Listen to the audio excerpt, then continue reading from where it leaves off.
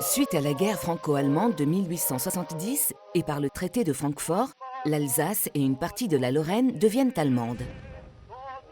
Les Vosges deviennent un département frontière. Derrière la désormais célèbre ligne bleue des Vosges se trouvent ces provinces perdues qu'on se promet alors de retrouver un jour. Le 3 août 1914, l'Allemagne déclare la guerre à la France. Dès le lendemain, les troupes françaises reçoivent l'ordre d'avancer en Alsace et s'emparent de quelques villes, vite reprises par les Allemands. Le front se fixe dès septembre 1914 sur des hauteurs, des observatoires naturels ou sur des positions stratégiques.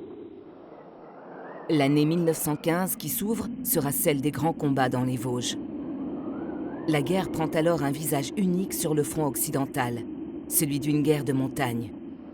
Les soldats doivent combattre dans des conditions extrêmes, froid hivernal, boue, vent, altitude, difficulté de déplacement. La Grande Guerre dans les Vosges, c'est d'abord des batailles meurtrières.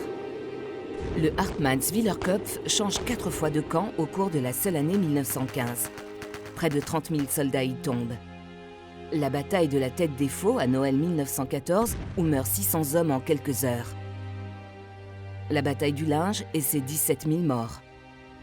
La guerre des mines à la Fontenelle ou la Chaplotte, avec des galeries qui descendent parfois jusque 120 mètres de profondeur. Le col de la Chipotte, passé 5 fois aux mains des Français puis des Allemands, est surnommé le trou de l'enfer par les poilus.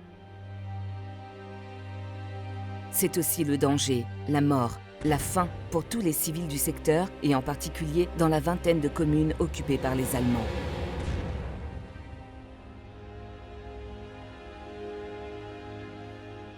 Cette guerre dans les Vosges est aussi une guerre mondiale. De nombreuses troupes étrangères viennent fouler le sol vosgien. Anglais, Italiens, Roumains, Russes, troupes coloniales, Allemands, Américains.